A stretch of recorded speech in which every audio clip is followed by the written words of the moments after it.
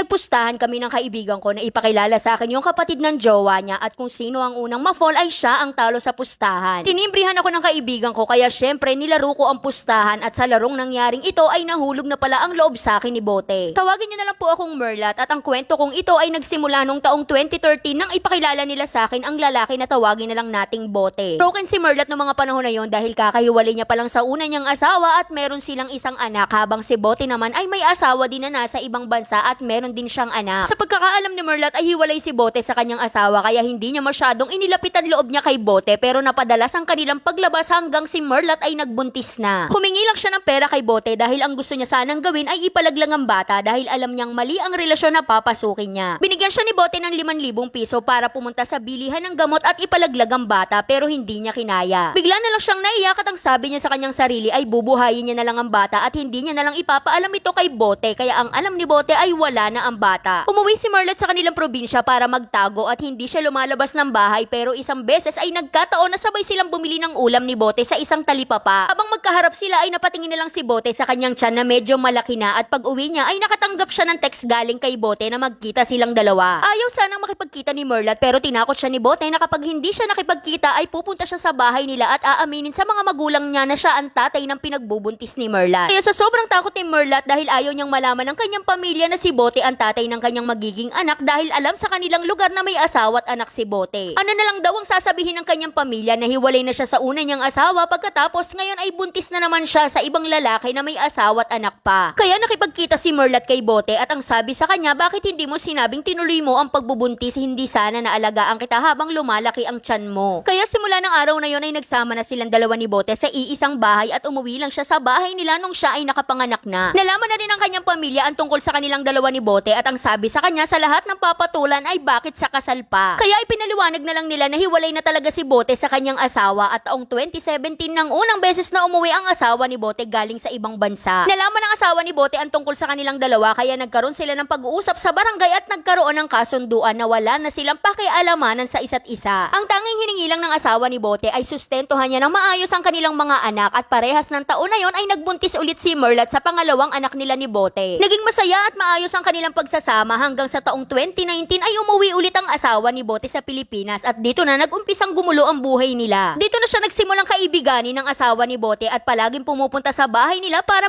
makipag-inuman. Ayaw naman tumanggi sa kanya ni Merlat dahil ang sabi ni legal wife ay hindi naman daw siya nag-aayang uminom para balikan si Bote dahil wala naman daw siyang future kay Bote. Pero sa tuwing nagkakainuman at nalalasing sila ay binabalik ni legal wife ang mga issue nila tungkol kay Bote. At isang beses ay bigla na lang ginombag ni legal wife si Bote at sinabi sa kanya na bakit nung tayo ay hindi mo nagawang magtino pero sa babaeng ito ay sobrang tino mo na. Nagpatuloy lang ang ganun nilang setup hanggang sa magkaroon ng pandemic at pati mga tropa nila ay nakikialam na nagsusulsul kay legal wife na dapat kung ano ang meron si Merlat ay meron din dapat si legal wife. Sobrang kakasulsul ng kanilang mga tropa ay para bang bigla na lang nawala sa isip ni legal wife na may iba nang kinakasama ang kanyang asawa at meron na din silang anak. Hanggang sa dumating ang araw ng birthday ng anak ni Bote sa kanyang legal wife at nagpaalam naman siya ng maayos na doon magse-celebrate sa bahay nila at uuwi ng kinabukasan ng tanghali. Pero kinabukasan na ng hapon ay hindi pa rin nakakauwi si Bote kay Merlat kaya ang ginawa ni Merlat ay pumunta siya sa mismong bahay ni legal wife at nagulat na lang siya dahil paglabas ng pinto ni Bote ay nangingitim ang kanyang mata. Nagalit si Merlat nang makita niya si Bote kaya nagsisigaw siya pero ang sabi sa kanya ni Bote ay umuwi na lang ng bahay at sa bahay na siya magpapaliwanag. Hanggang sa lumabas ng bahay si legal wife para papasukin sa loob ng bahay si Bote kaya nagsisigaw si Merlat na babawiin ko na ang asawa ko at wala nang Bote na uuwi sa iyo. Pagkatapos ng gulo na yon ay sa bahay pa rin nila Merlat umuwi si Bote at nagsama pa rin sila ng maayos pero lumipas lang ang ilang araw ay nakatanggap siya ng subpina galing sa barangay. Nagkaharap sila sa barangay at nagkalabasan ng sama ng loob pero dahil si Merlat ang kabet ay si legal wife ang kinampihan ng lupon at pinanigan. Pero dahil nagkaroon na sila ng usapan noon sa barangay na hindi niya nababalikan si Bote ay humihingi na lang si legal wife ng 100,000 para sa danyos. Sa muling paghaharap nila ni legal wife ay may dala-dala siyang 20,000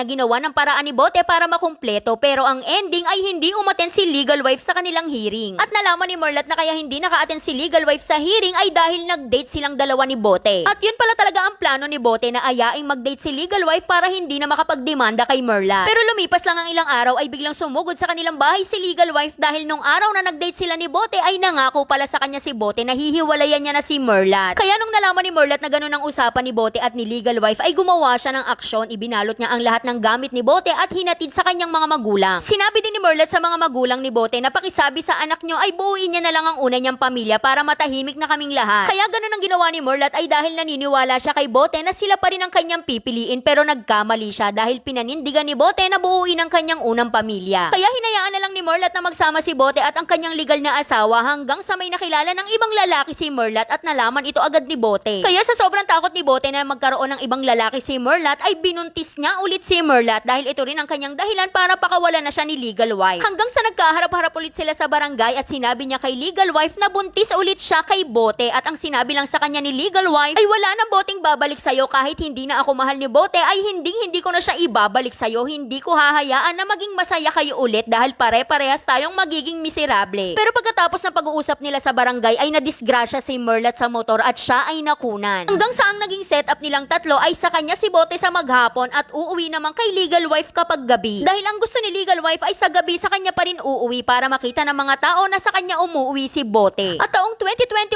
nang muling magbuntis na naman si Merlat at nalaman ito agad ni legal wife kaya siya ay umaksyon sa demandahan. Kaya sa sobrang takot nila na baka makulong si Merlat ay gumawa sila ng kwento na kunwari ay nakunan siya pero ang ending ay nabuntis din si legal wife. Kaya na magkaharap-harap na naman sila paulit-ulit sa barangay ay nagdemand si legal wife na dapat 5,000 piso lang ang ibibigay kay Merlat kada buwan para sa tatlo nitong anak. Kaya ang ginawa ni Merlat ay inakyat niya sa legal office ng Bausi ang tungkol sa sustento para sa kanyang mga anak. 15,000 na sahod ni Bote ay dapat kalahati ang mapupunta sa kanila lalo pa ngayon na buntis pa lang siya. Nagpatuloy lang ang ganun nilang setup na sa ting umaga bago pumasok si Bote ay pupunta sa kanila at uuwi naman kay legal wife para doon matulog. Kaya tinanggap na lang ni Merlat ang ganun nilang sitwasyon hanggang sa nalaman niya na buntis na naman si legal wife. At taong 2020 habang nasa burol si Merlat ng kanyang lola ay nandun din si Bote at bigla na lang sumugod doon si legal wife at pinagsisigaw siya ng kabet, bakit ayaw mong pauwiin ang asawa ko? Samantalang hindi niya naman pinipigilang umuwi si Bote, kinukuha niya lang daw ang pera na budget ng para sa mga bata. Kaya parang na-trigger ang kanyang galit at na-jombag niya si legal wife, nagulpi niya at pinagsawaan na sila ng barangay. Nasermonan na rin sa barangay si legal wife dahil ilang taon na ang pagdedemanda niya ay hindi naman tinutuloy, parang nagsawa na ang barangay sa kanilang sitwasyon. Sa ngayon po ako ay mayroon ng trabaho at simula na nagkatrabaho ako ay hindi na naging maayos ang pagsusustento sa amin ni Bote kaya hinayaan ko na lang kung magbibigay siya o hindi. Nitong nakaraang 2 buwan ay panay na naman ang pagpaparamdam ni Bote at nakakapag-usap po kami. Ang sabi niya ay mahal na mahal niya pa rin ako. At sana ay mahintay ko pa siya para mabuo daw namin ang aming pamilya dahil kung ako ay nahihirapan sa sitwasyon ay mas nahihirapan daw siya. Hirap daw makisama sa kanyang legal wife na hindi niya naman mahal ng buo pero binuntis niya ng 2 ulit pa. Sana po ay mabigyan niyo ako ng payo kung ano ang aking gagawin dahil hindi na po nagpapakita si Bote sa mga anak namin. Lagang tinitiis niya kahit alam niyang hinahanap siya para bang ang gusto niya ay suyuin ko pa siya. Hanggang ngayon po ay nararamdaman ko sa anak ko ang sama ng loob niya sa papa niya kaya lagi na lang siyang tahimik at matamlay. Wala po ako maisagot sa anak ko kaya sana po ay mapayuhan niya ako kung anong sasabihin ko sa mga bata. Maraming salamat po sa matyaga niyong pagkukwento ng aking istorya. Hanggang dito na lang, Ate Charis. At ang masasabi ko sa kwentong ito, sa totoo lang ayoko talaga magbigay ng advice lalo na tungkol sa mga legal advices dahil hindi po ako profesional. Palagi ko sinasabi na ako po isang hamak na chikadora lamang pero ako bilang ina siguro hindi ako magsisinungaling sa aking mga anak. Dahil minsan ang akala natin ay hindi nila tayo naiintindihan pero matatalino po ang mga bata at alam nila yan. Kaya kahit ano pa man na maging problema yung tatlo nila legal wife ay ibahin nyo yung usapan pagdating sa mga bata. Unti-unti mo lang ipaliwanag sa mga anak mo at sigurado naman na maiintindihan kanila. Kaya para sa mga gustong sumulat, dito lang po yan sa ating Facebook page na Saycarp. Huwag kalimutan mag-follow para updated ka everyday. Kaya shoutout muna kay Thea Galicia, Annabel Camiador at Maria Alexa Manansala Dueñas, Jom Fulay de la Vega. Kaya yun lang. Like and share para alam mo kung alam namin bukas. Bye-bye!